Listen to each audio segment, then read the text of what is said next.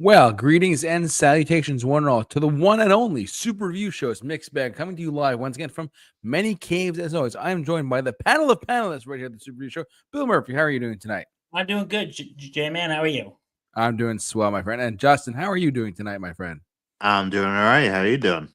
Living the dream, buddy. Living the dream. So, anyways, but as the title of our podcast suggests, Bill, what is our topic again tonight? What do we got? Every Saturday night for the last 50 years, when the give or take a couple months between Mother's Day and Labor Day. Well, most Saturdays between at 11:30, just when you think you're getting ready to go to bed, you hear those words, live from New York, it's Saturday night. This past Sunday, yes, SNL had its 50th anniversary show. Big deal. Big deal. Yeah. And we're just going to talk about that, SNL in general, and where's the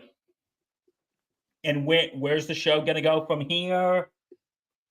And because Justin and I, back in October, we saw the Saturday Night movie.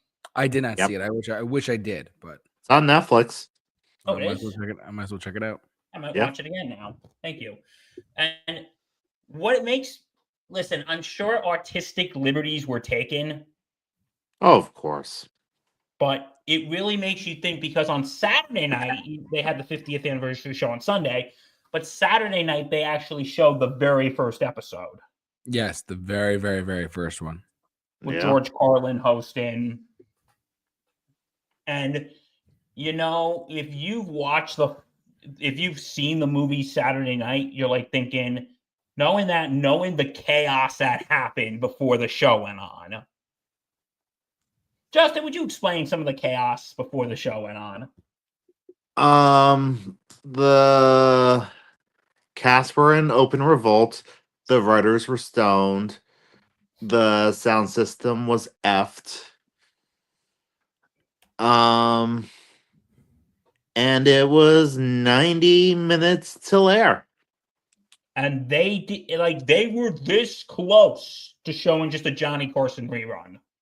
Yeah. Yeah. They weren't even, and they kept asking him, what is the show? They kept asking Lorne Michaels, what is the show? Yep. Because this was made in a time, and this goes into the movie Saturday Night, but this goes into a time where late night shows before SNL were more for, how do you describe it? An older generation.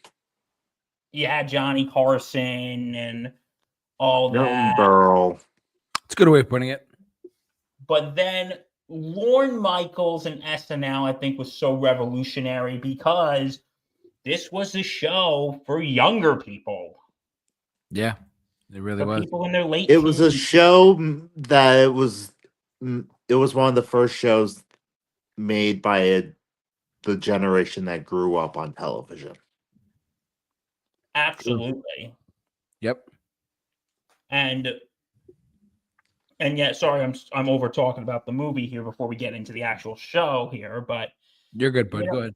There is a lot of, in the movie, it is sort of like the new young generation up against the old guard. Which that's a good way to describe it, Justin. Yeah. Because there's a scene with Milton Berle, we'll probably talk about him a little later, but Milton Berle, played by J.K. Simmons, who was known as Mr. Television, he's at this show, he's at the same studio, and they're recording like this very 50s, 60s-esque type show. Mm-hmm. And Lorne Michaels is just sitting there watching it, and you can see Lorne's getting like, can we do this? Mm-hmm. I feel like at them they're mocking him, going, hey, and Johnny Carson's talking to him, going, hey, we're still in charge here, Lorne. But, I think the show yeah, listen, we'll talk about has the show aged well and what's the future of it going to be. All right, sounds good. SNL 50. Okay, I watched a good chunk of of it last night. I do have a DVR. I haven't sat down and watched the whole thing, but I watched a good chunk of it. Yeah, and what happened? I was at a friend's house. We were doing something, and they said, "Hey, SNL 50th is on tonight. Why don't we watch?" So I watched a good chunk of it. All right, guys, let's begin. Let's do it, shall we? Yep. Starting with the highlights. I really did like how during the Bronx Beat segment they brought back Mike Myers' coffee talk character, Mm-hmm. Linda Bruman.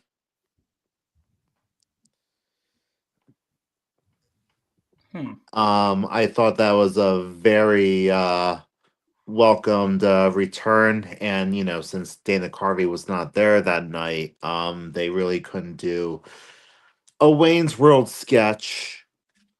I suppose they could have done like a Dr. Evil thing. Maybe Dr. Evil meeting Lorne Michaels, considering that Dr. Evil is a Lorne Michaels impression. Yes. I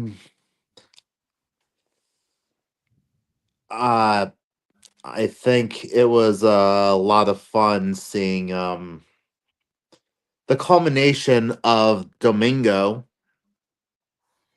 Oh yeah, Oh yes, that's right. with the Kel Squad. Yes. Oh my god, that made me burst out laughing. Now with Sabrina Carpenter. Because I know the first one I think was Ariana Grande. Yep.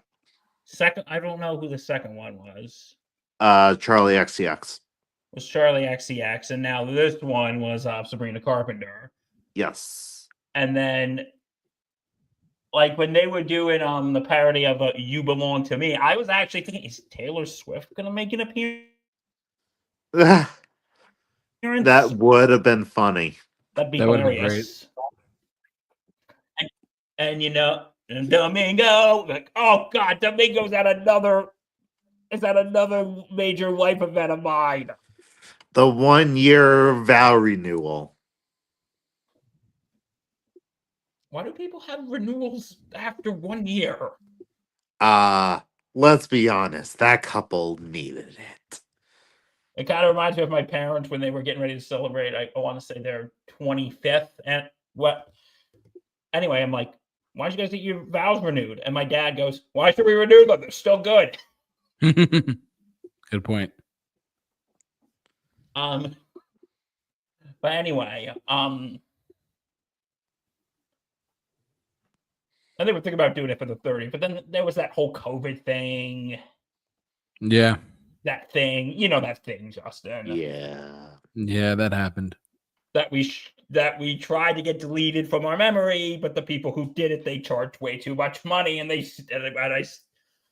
how much do I owe them again, Justin? Well, it just went out for you mentioning him.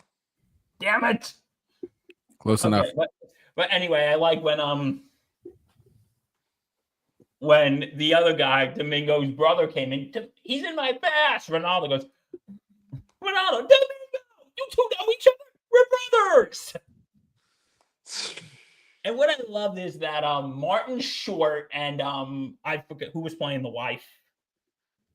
Oh God.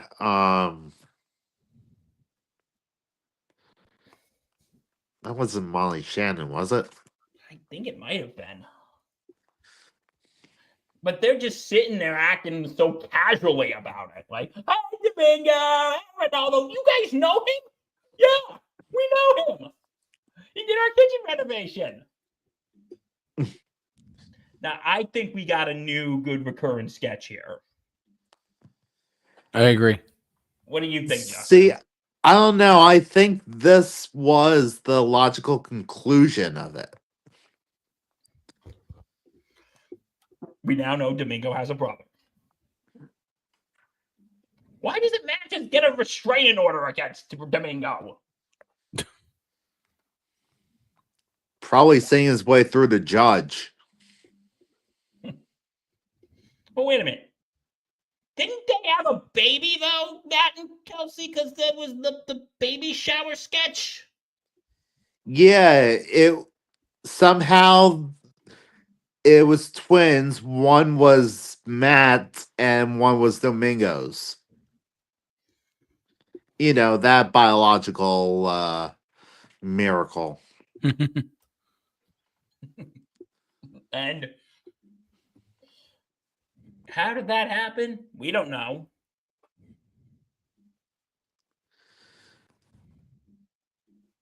But all right, so we talked about the Bronx beat, the Domingo sketch.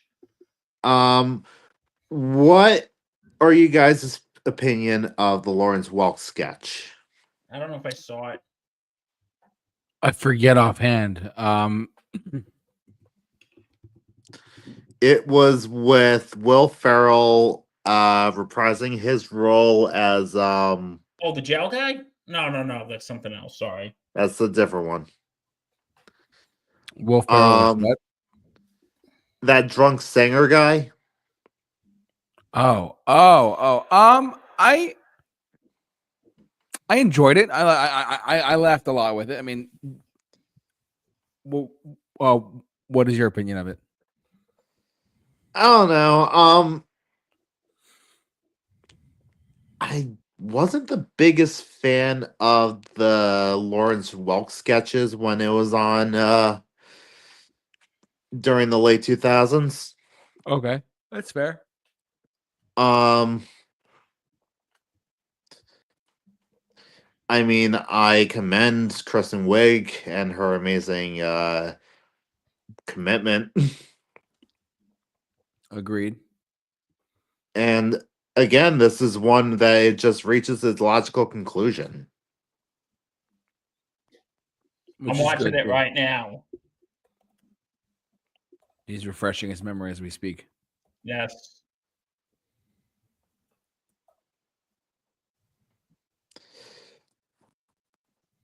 One thing I kind of noticed though is the sketches that were featured that was sort of returns were more from the 21st century.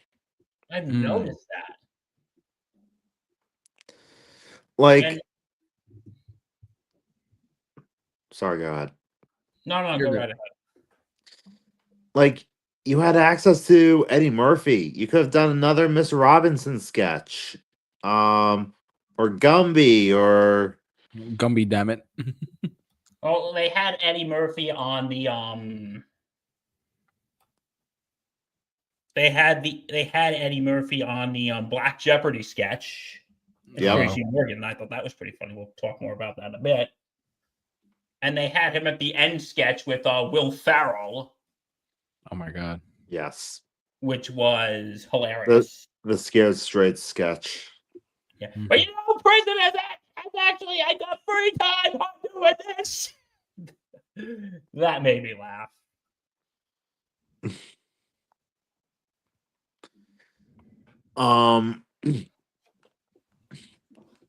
We also had whatchamacall? Oh, thoughts on that Q&A segment with Tina Fey and Amy Poehler. yeah. I liked it. Oh, I thought that was funny. I thought it was good. Yeah. I think you guys are just concluded us because you couldn't put us in the sketches or something like that. Why be so cynical, Seth? We're having a good time. Yeah, we like this. Go on. Or remember Ryan Reynolds? Yeah. Are those Conehead hats edible? No, they are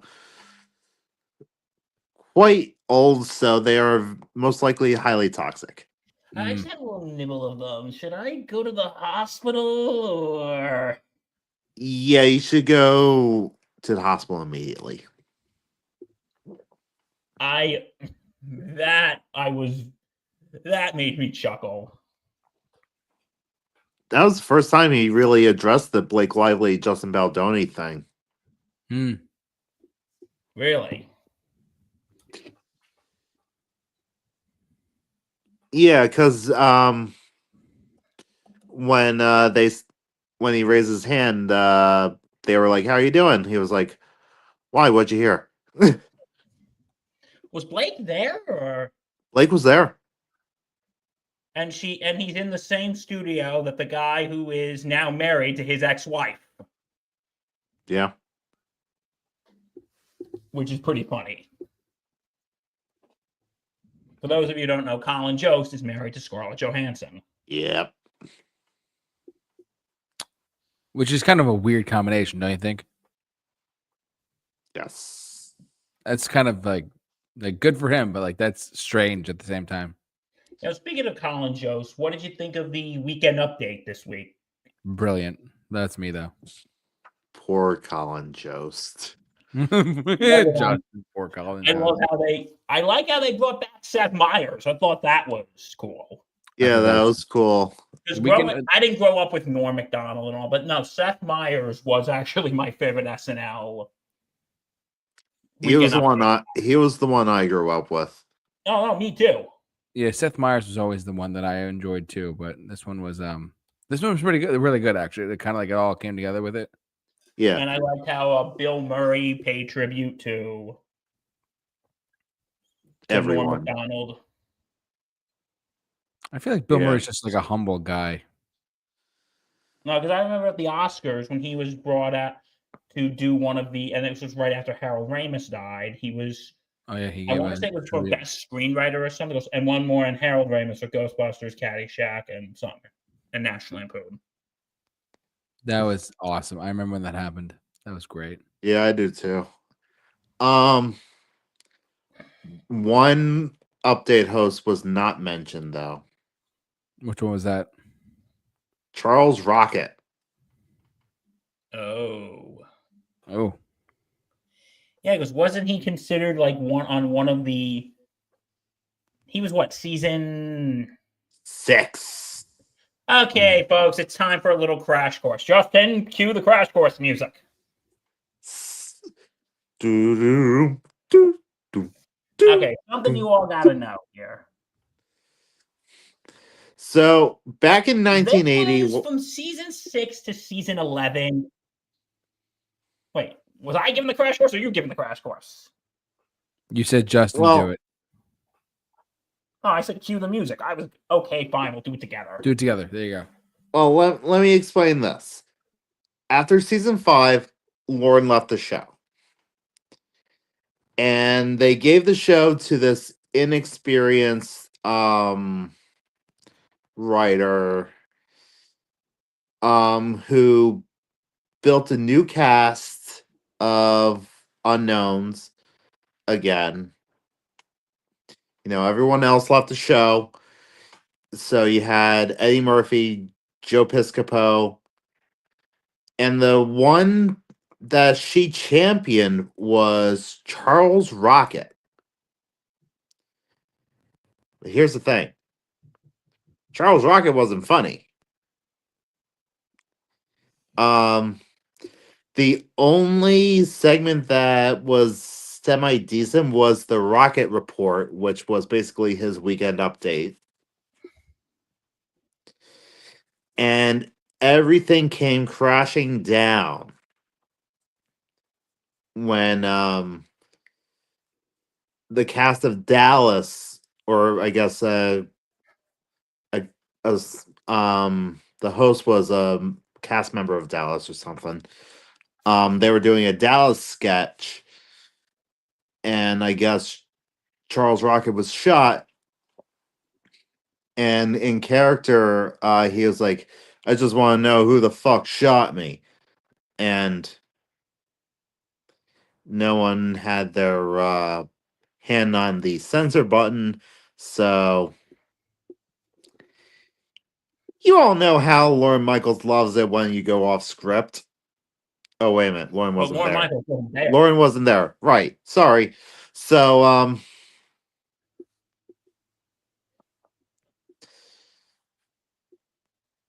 The NBC execs were furious. They fired the new showrunner, and they fired Charles. So then it became the Eddie Murphy and Joe Piscopo show. Yeah, and this was the beginning of a pretty dark time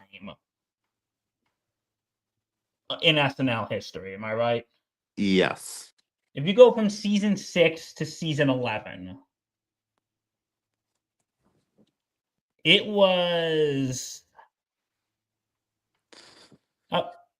pretty bad. Like after season 10, NBC was like, "Hey, we're only going to bring this back if guess what?" Lauren comes back. And Lauren came back. And then season 11 came. And then some people who you didn't know was on there, such as Robert Downey Jr. Anthony Michael Hall. And Damon Wayans, who literally got fired on set during the show. Wow. Again, Lauren hates it when you go off script. Because he was doing the Mr. Monopoly sketch. Yep. And he didn't like that Damon Wayans was changing his voice a little bit. And then as the minute the sketch was over, Lauren was off stage and he says, "You're fired." Yeah, that season 11 was so bad. There was a split second. Did you guys notice? They canceled it. Really? Lauren literally had to get on his knees and beg.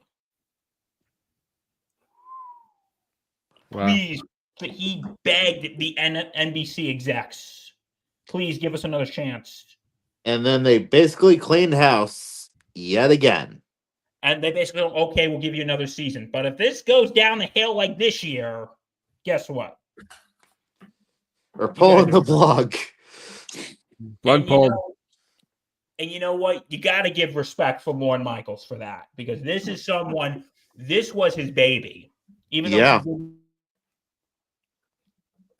he did the show for 5 years.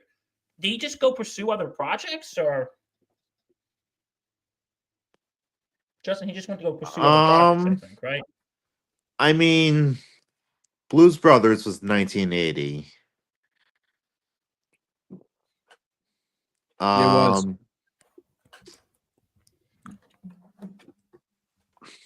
Maybe he was trying to get into film. I don't know.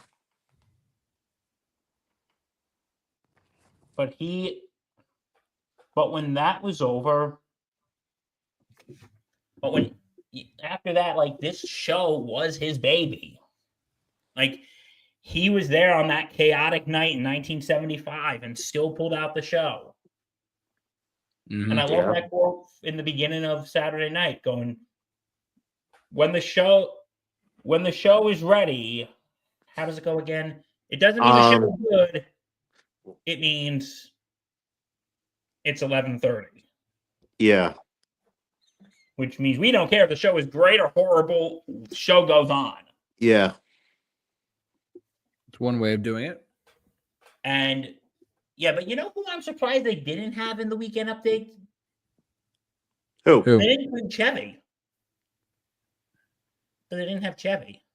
It's probably because Chevy is a very difficult person to work with. Oh, I heard like the time he hosted, like he was absolutely an asshole. Probably. I mean, who knows?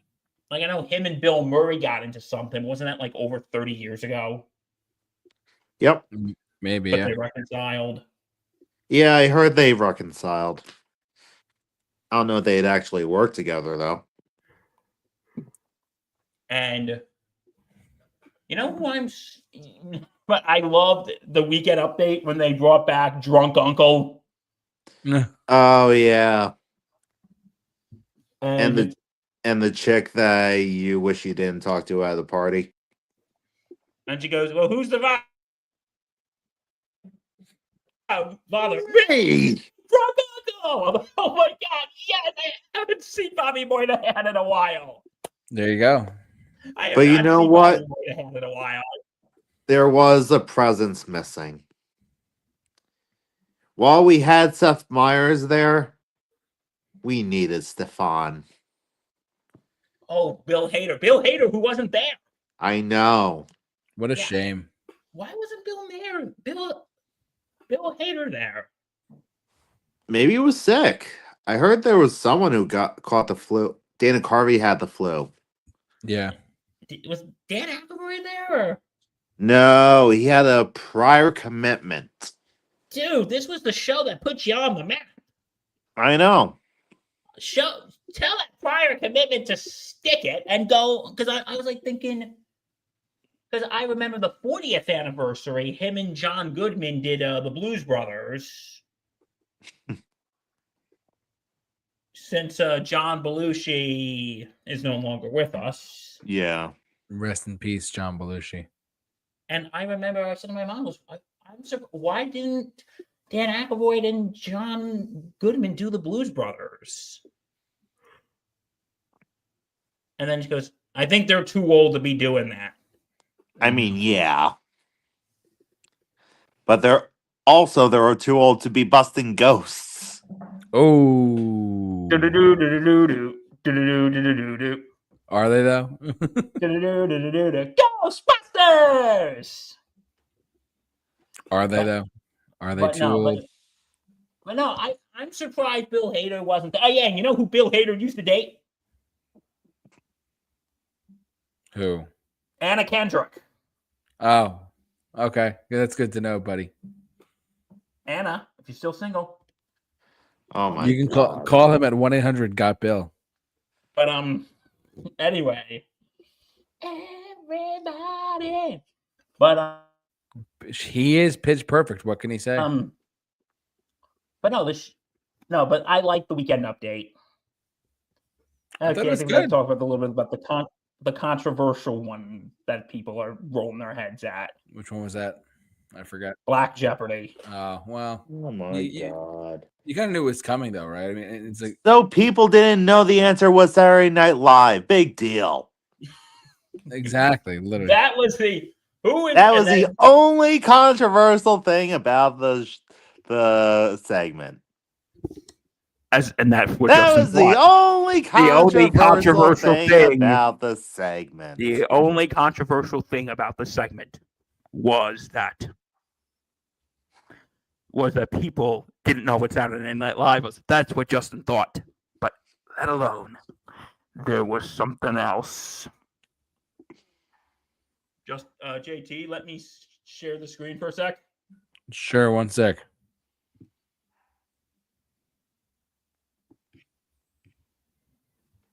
Okay. You got it? Share screen button. Present right here.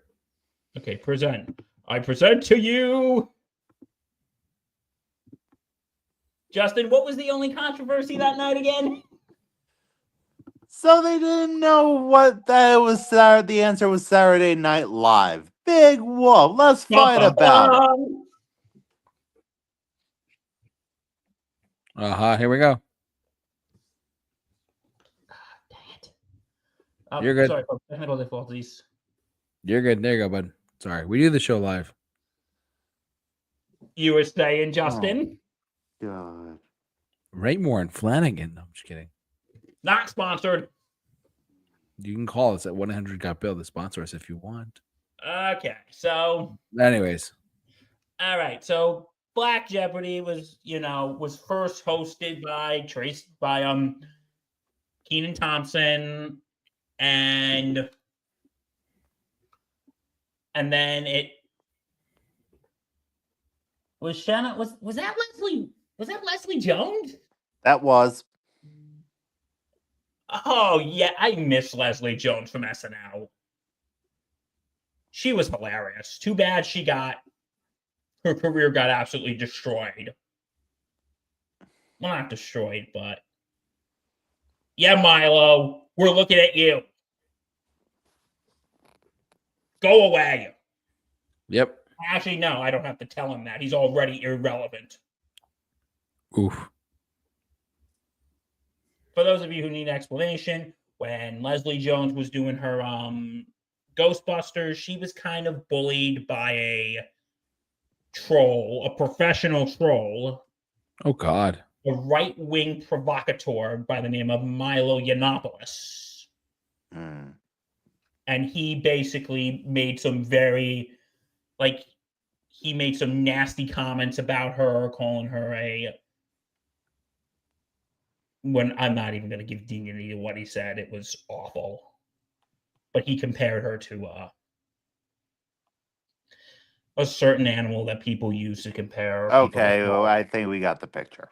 Yep, we're good there. But then, like she got bullied on Twitter by Milo Yiannopoulos and his little minions. And then she got off Twitter. And then he got banned from Twitter. This was pre-Elon Twitter. Oh. He got banned from Twitter. And then he became irrelevant because of some other stuff, but he was trying to become relevant again to no success. And you know how he tried to become relevant again, Justin? How? He found Jesus. Wow. So original. But still nobody wants to associate with him.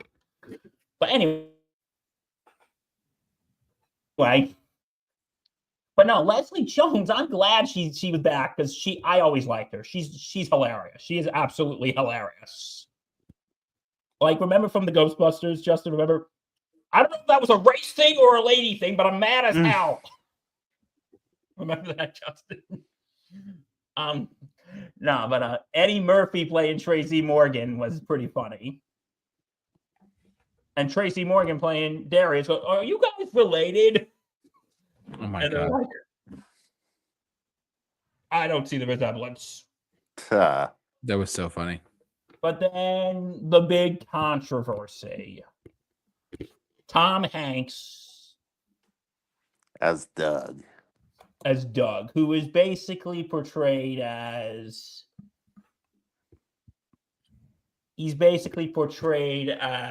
whatchamacallit. No. He's a deep South Trump supporter. They have him with the MAGA hat on and everything. Mm-hmm. And I guess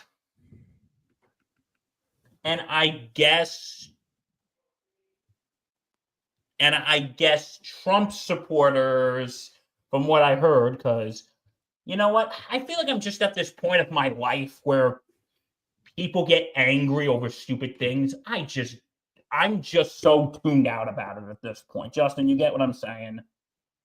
Yeah. I feel like I'm at the point that I just don't care anymore. Yeah. I'm just at the point, like, people are upset about something. And the grass is green. You know what we call that here? The sky is blue. We call that Tuesday.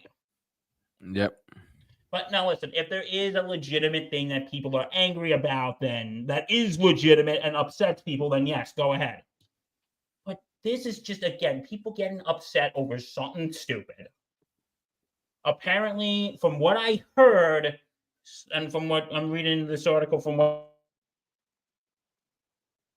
Joy Behar said, that people didn't like how they portrayed conservatives, saying that all Trump supporters are like unintelligent, racist. Because like there's a part where Kenan Thompson is like, "Doug, I want to shake your hand." And he goes, "Nope, I'm not touching that." And I want to say something to those people. It's SNL. They make fun of everyone. Literally everyone. They do. They make fun of conservatives. They make fun of liberals. They make fun of Trump. They make fun of Biden. They make fun of Obama. They made fun of Hillary. They made fun of George Bush. Everyone and anyone. They made fun of Gerald Ford. Yes, they make fun of Bill Clinton, played by the late Phil Hartman. God rest in peace. Guys, SNL makes fun of they make fun of everyone. They're like the live action Family Guy guys. Chillax.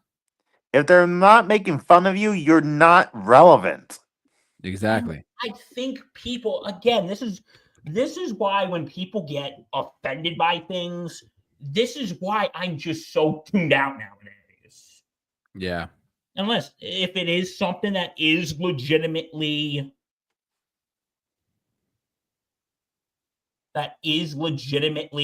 upsetting and legitimately offensive, then yes, you have the right to be upset. But guys, not everyone who's conservative is like that.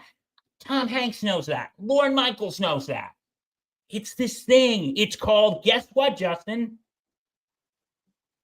It's this thing called a joke. Remember those? Yeah, or common sense for that matter too. It's comedy. Guys, SNL pokes fun at everybody. Yeah. And listen, I can get why some people were upset. Like, if you're a person who has some common sense and you're like, okay, listen, not everyone's like that. They're just making a joke. They're just making a joke. It's okay, you know. My uncle is a Trump supporter, and he's not like that. I know they're just joking around. It's they poke fun at everyone. Yeah. Because, God, because you know what? They did this sketch before.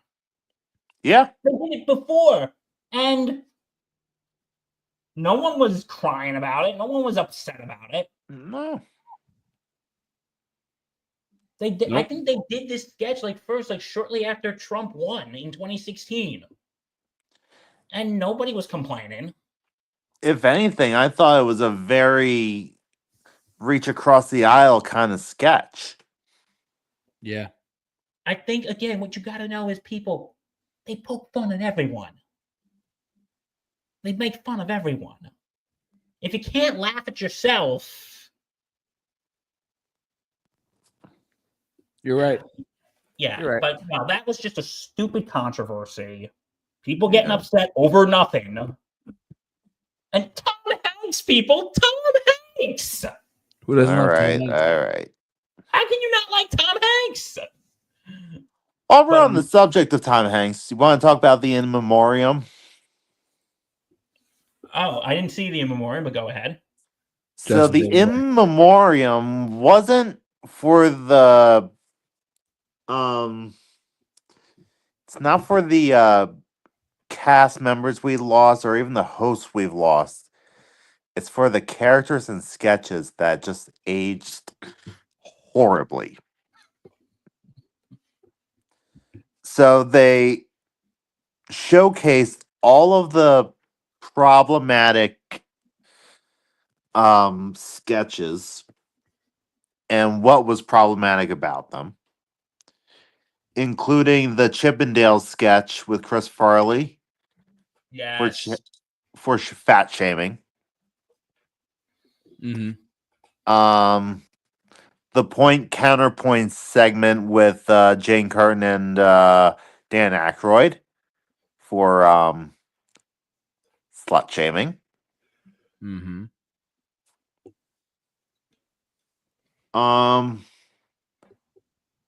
What else? Oh, that time where Mike Myers and Macaulay Culkin were in a bathtub together, half Oh, yeah. naked. Yep. Yeah, that did not age well. Nope. Nope. The Chris Farley thing, I don't really see the trouble.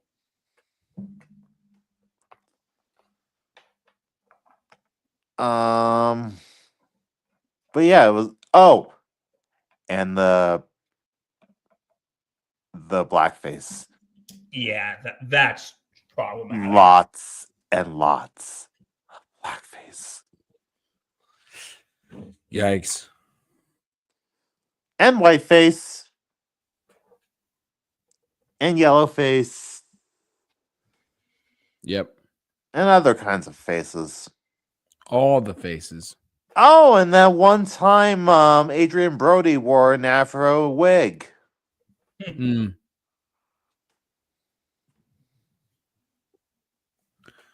Yeah. I didn't see the in memoriam, but I think that's kind of clever, though.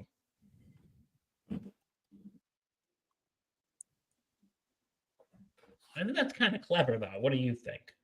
Oh, and the Canteen Boy sketch. Mm. I think did we touch on everything as far as like the recap goes itself?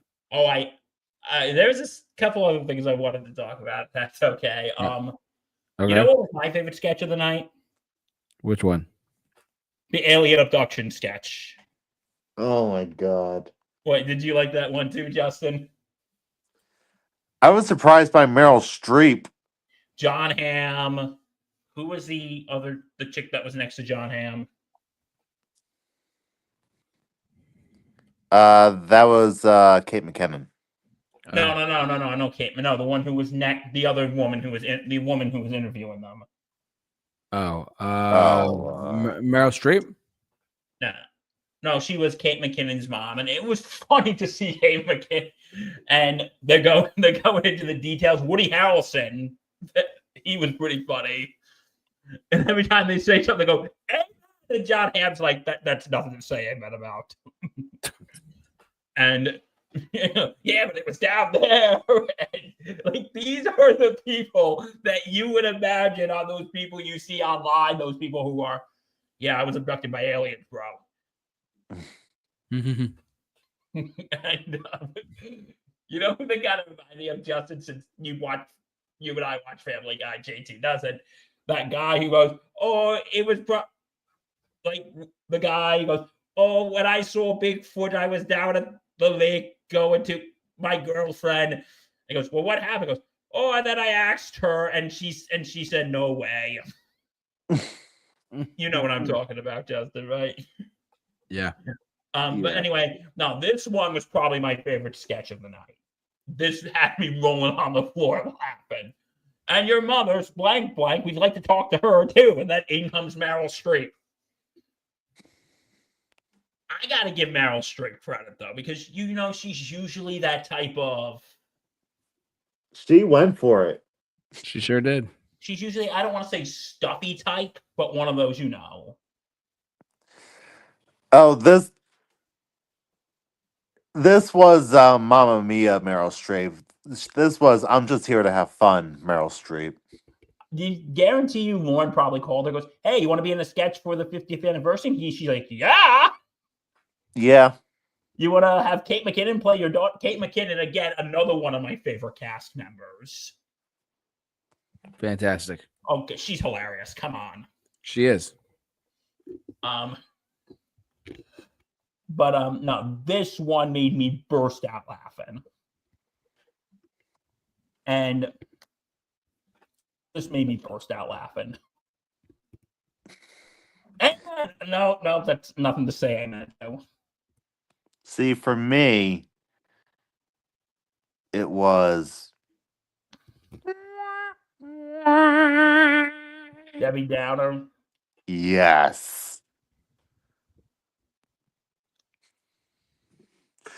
Seeing her interact with Robert De Niro.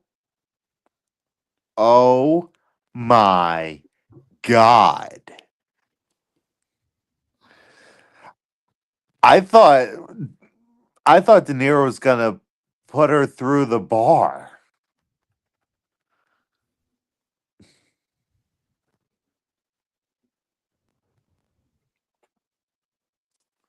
Really? Yeah, like it was just like like De Niro's just like this intense presence, and like, first of all, I wasn't expecting to see De Niro there at all, but let alone involved in a sketch.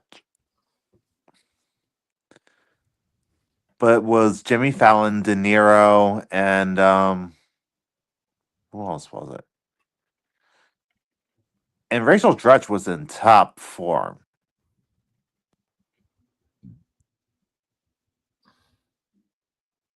You guys didn't see the sketch? No, I don't think I did. Oh my gosh. I couldn't stop laughing. But part of it does have to do with with just the sound effects and the soundboard, the editing, It's just great. Yeah. And JT, what was your favorite sketch of the night? Oh man, I think the weekend update probably. The weekend update was probably my favorite. No, I like the weekend update, but to me, the alien abduction one was probably the best. Yeah. And also, there was some heartwarming moments. Did anyone see the Adam Sandler song? Yes. I thought that was just a very good overview of 50 years Yeah. of the show, especially the part when he pays tribute to his good friend Chris Farley, Mm-hmm. which is, oh God, you know what I think of that when I think of Chris Farley. I am 35 years old.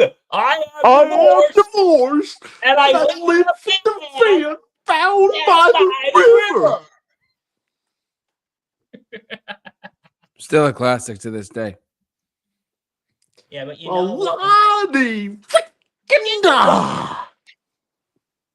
we hired a motivational speaker. His name is Matt Foley. He's been down in the basement drinking coffee for the last 4 hours. Not paying tribute, especially to also Norm Macdonald, who we've lost since the 40th.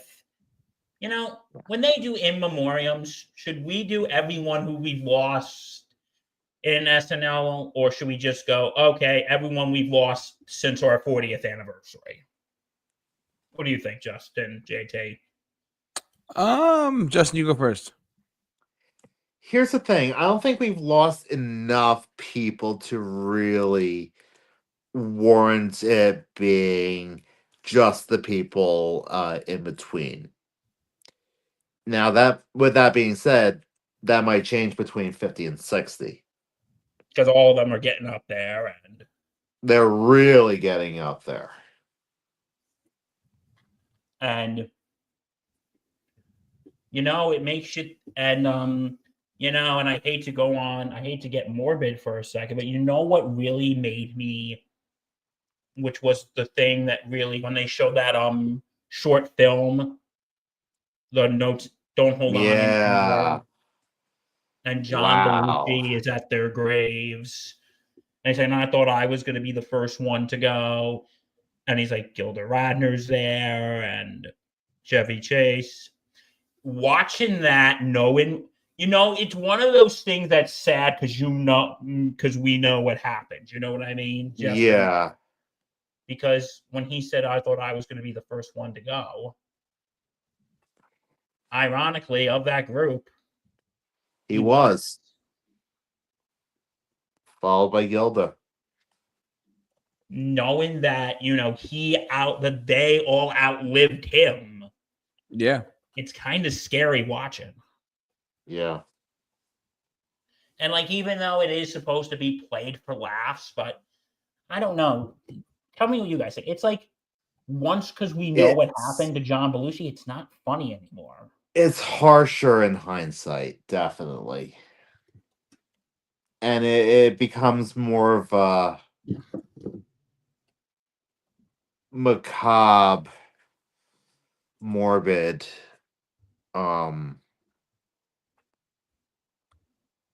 curiosity. Because, it is supposed to be funny at the end when he's doing the dance, but when you watch it, I'm sorry, it's not funny anymore. Yeah. Because when he said, I thought I was going to be the one to go first, and he was.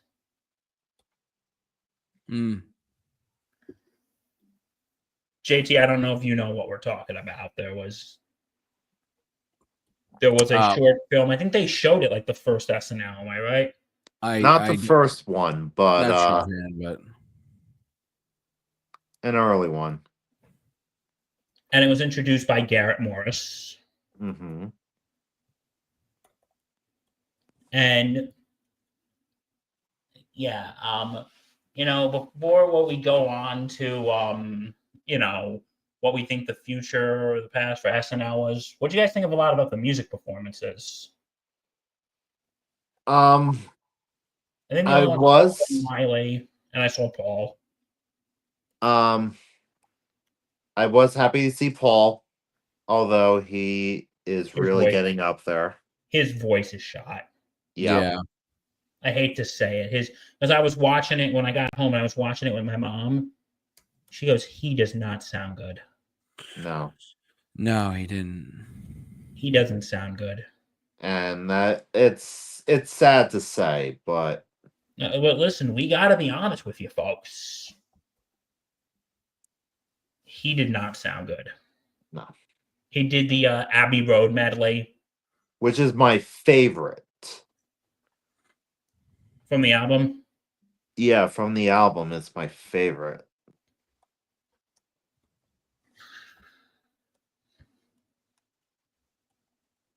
It's sad to watch. Yeah. Yeah, And both. Yeah, good. I didn't see Sabrina Carpenter and Paul Simon, but my mom said Sabrina Carpenter was fine. Paul Simon, though. Paul was rough too. Both Pauls were. What song did Sabrina and Paul do together? The It- Sound of Silence. No, it was one that he did with George Harrison on SNL once. I forget which one it was. Miley, I think, was good. Yeah. My dad didn't really like that one Mm. because of the whole Sinead O'Connor thing. Oh, when she ripped up the picture of the Pope. Yeah. But no, I thought Miley did a good performance of Nothing Compares to You. Yeah, and honestly, it reminded me more of the Prince version than the Sinead O'Connor version. It wasn't. I think those were the only music performances. Am I right, Justin? Well, yeah, but on Friday they did this whole concert. Yeah, I heard about that, but I didn't see any of it. I didn't see anybody It's on either. Peacock if you want to watch it. What was that? It's on Peacock. I don't have Peacock, so I'm sure there's clips on YouTube. Mm. Oh, I'm sure. Yeah. Well, who was at the concert?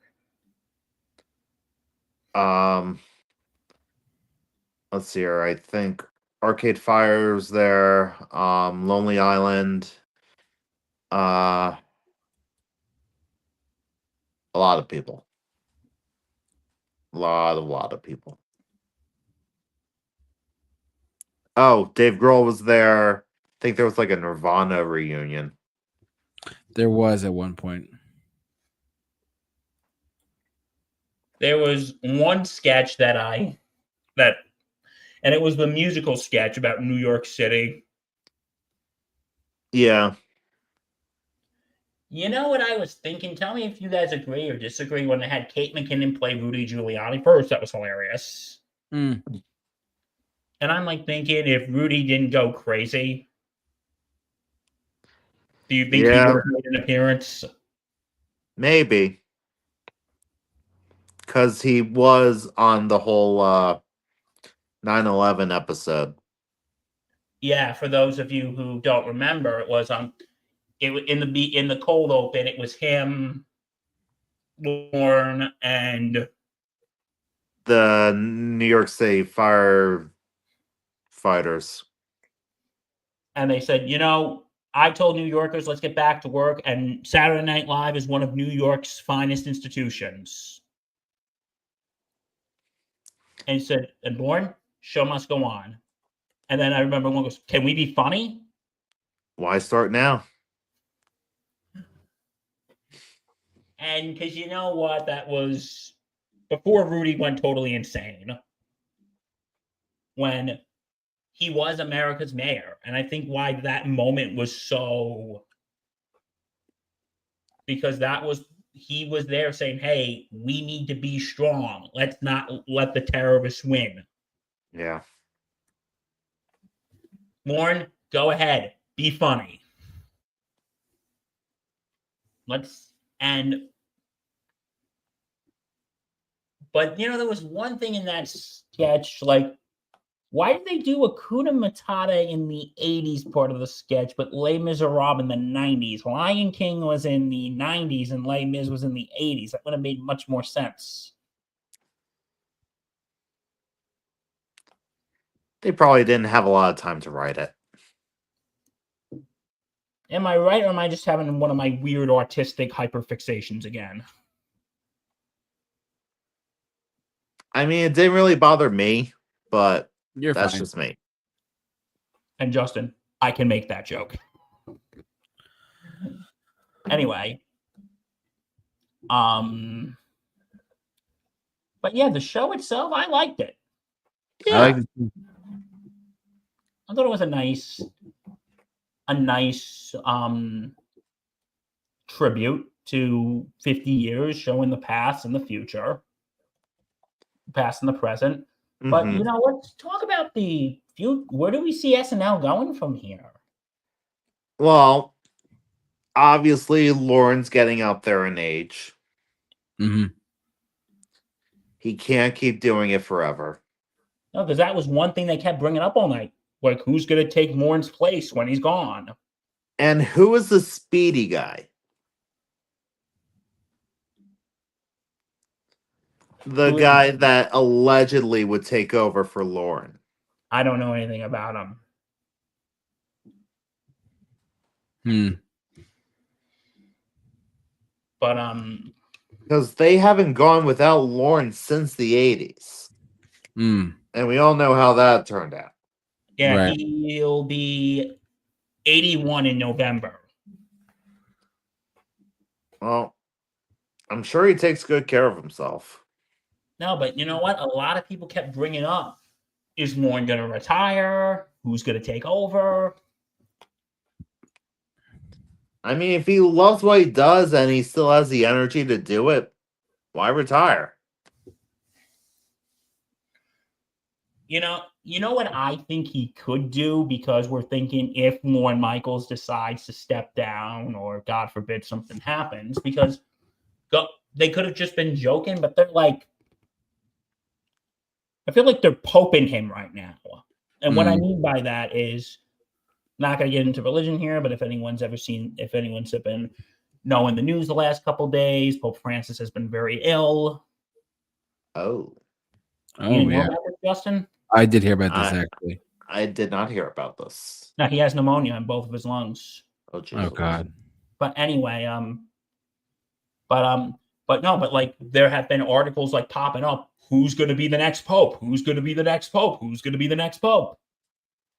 Like, I kind of felt like that's what we're seeing here with Lorne Michaels. Like, Lorne Michaels is probably healthy, but like throughout the show, they're going, who's going to take over when Lorne Michaels retires, or God forbid when he leaves this earth, who's going to take over? Is the show going to go on?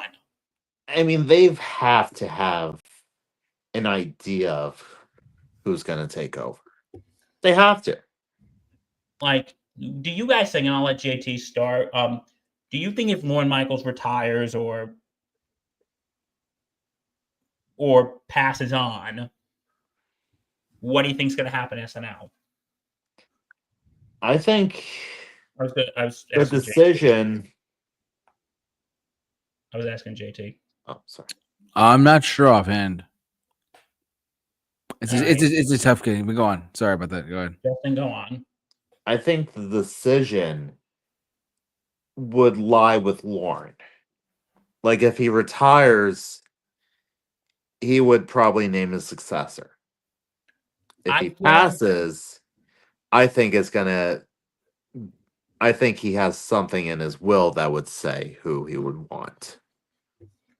Because you know what I think what it is?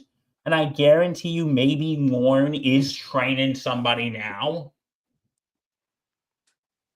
Because I'm sure, again, the guy's 80 years old. I'm sure there's been conversations going on. Like, Lorne, I'm sure the execs at NBC are like, Lorne, you're 80 years old. You know, God, thank God you're still with us and you're still healthy and you can still do it. But you got to think of something. God forbid you can't do it anymore. Mhm. God forbid you can't do it anymore.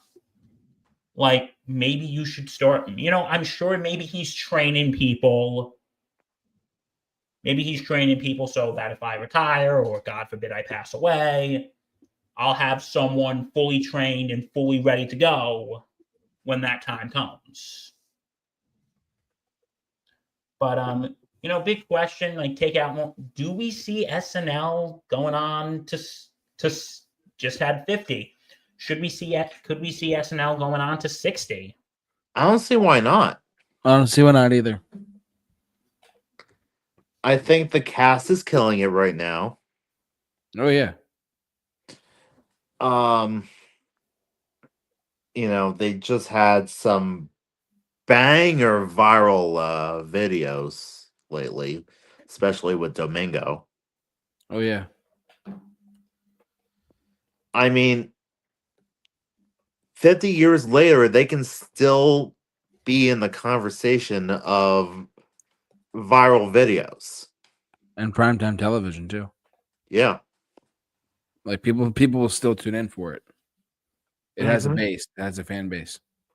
I was talking to my parents about it a few nights ago. My mother could not wait for 11:30 to come. You know? Yeah. Yes. Same way. She would wait for 11:30. My dad would too. And the magic of it is everyone has their own era. Bill, who was on when you started watching? I mean, who was on when I started watching? Who was on the cast? Um, uh, Seth Meyers, Mm-hmm. Bill Hader. Yeah.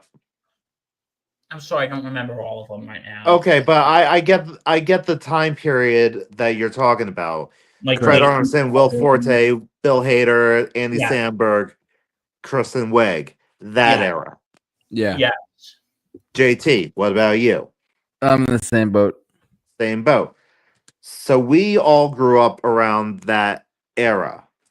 Some people younger than us probably grew up on the Pete Davidson, Cecily Strong, Kyle Mooney era. Probably, yeah. People older than us grew up on the Will Ferrell, Molly Shannon, Rachel Dresch,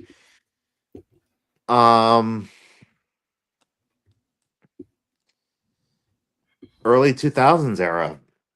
Before that, you had the Adam Sandler era.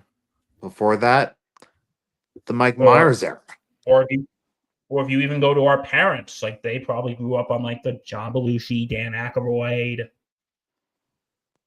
Because you know what? My parents probably more the Eddie Murphy one.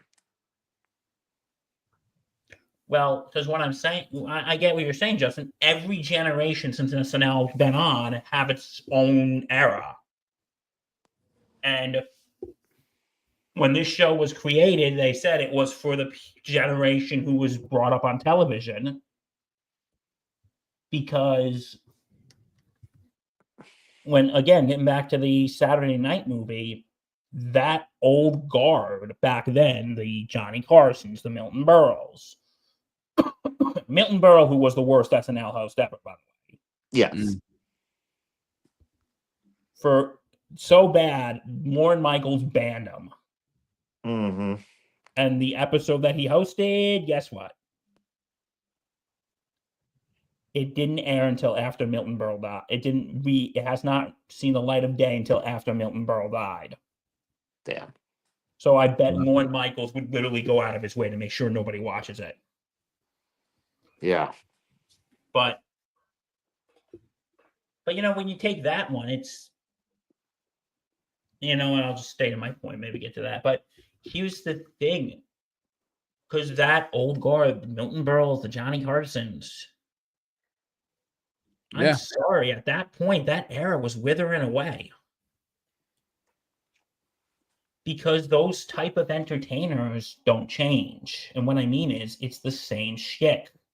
Yeah. Yep.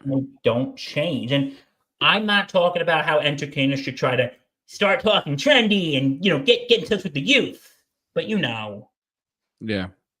But you it's do bring in new blood. absolutely. Of course. And that is why SNL has survived for as long as it has. It's not afraid to bring in the new blood and change with the times. Because I feel like people like Johnny Carson and Milton Berle kind of grew old with their audience, Mm. while Lorne Michaels and SNL grew up with their audience. Yeah. Like, everybody knows when you say, like, sweaty balls or cheeseburger, cheeseburger, cheeseburger. Everyone knows what that's from. Yep. When you... Or I gotta have more cowbell. Exactly. Yeah, where was Christopher Walken, by the way? And where was the cowbell? I'm very disappointed that he didn't do that. That's all right. Well, to be fair, I think he despises that sketch now. I need more cowbell. But no, like, the thing is, SNL grew up with their audience. And like what Justin said, every generation has a different era. And yes, there will be rough seasons. Those are usually the rebuilding seasons where they're building a new cast. Sometimes That's you gotta natural. sometimes you gotta do with what you did Yep. and clean house like what Lauren did after season 11. Mm-hmm. Yeah. Completely. But and we talked about what would happen with the show. But do you think when Lorne Michaels either retires or passes, do you think this show could survive without him, Justin? I think it's possible. I think Lorne has proven over his tenure of over 45 years, his formula works. I agree. And I think NBC knows not to leave Saturday Night Live with some Joe Schmo with no talent. They're going to listen to Lorne Michaels' input on who should run the ship. No, because I guarantee you, I think maybe one reason why it wasn't doing good after Lorne stepped away for a bit, is maybe they just kind of rushed, okay, you're in charge, Probably. Right. Probably, yeah. But now, if Lorne is considering retirement, or if he's thinking about, God forbid, when he's no longer on this earth, Yeah. he should be thinking, okay, if I'm going to retire, it'll probably be in the next year or two. But again, I'm going to train that person. I'm going to kind of keep them under my wing, mentor them. Mm-hmm. So that when the time comes when I retire or when I pass, well, let's stick with retire. I think retirement's more likely then. Yes. So when I retire, I'm ready to pass the torch, and we can have as a smooth transition as possible. Mm-hmm. And I think maybe that's what Lorne Michaels should do. I tend to agree, my friend. Yeah. Because after he left, they kind of just scrambled. Yeah. Yes. So I think right now we say, okay, in another year or two, I'm going to retire, but I'm going to train someone. So when that happens, we can have a smooth and easy transition.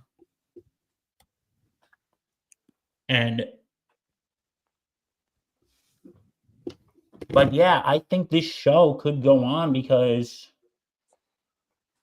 like I said, I think it takes us, every generation speaks to it. Every generation has a cast, and just And, it talks about current events in a way that doesn't sound totally dated. Yeah. Like, I know it's kind of morbid, but 30 years later, people still talk about the Norm Macdonald O.J. Simpson thing. Yeah. No, you're right. Yeah. And they still think it's funny. But yeah, all I can say is SNL, happy 50th anniversary, and here's to 50 more. Yes, sir. Although I just thought of one missed opportunity. What? What's that? I think Eddie Murphy should have stage punched Chris Rock? no, not Chris Rock, David Spade. No, that would have been funny. Because one time on Weekend Update, I think David Spade made a crack at Eddie Murphy about his alleged fading career. And he was like, "Look, kids, a dying star." And Eddie Murphy did not like that comment. Mm. This was in the 90s. Of Yeah. course. So, Okay. anything else? I think we're good, guys. Yep. All righty. We want to thank you for watching, listening, however you enjoyed us tonight. Thanks so much for tuning into our podcast. As always, Bill, you have a sports thing or whatever? Sports Insanity Podcast on the Sports Insanity Network. Check us out. We're on all platforms. We're not going to lie, things are a little slow. Football's over. But hey, we got March Madness coming up. And of course, it's coming. Spring training. It's already started. It started last week. Yes, sir. So yeah, spring training is underway for the baseball season here at in the US. But yeah, but for all of your sports needs, follow the Sports Sanity podcast. They're on all platforms. Yes, we are. We want to thank you for watching, listening, having enjoyed our podcast tonight. Thanks so much for tuning into our show as always. I want to thank the two gentlemen, Bill and Justin, for doing this podcast with me as always. Thank you, gentlemen, as always. Thank you for everything you do to help me out here. Hey, always a pleasure. All right. But listen, guys, for all of us here at the Super Review Show, stay safe, take care, and Be awesome. be awesome.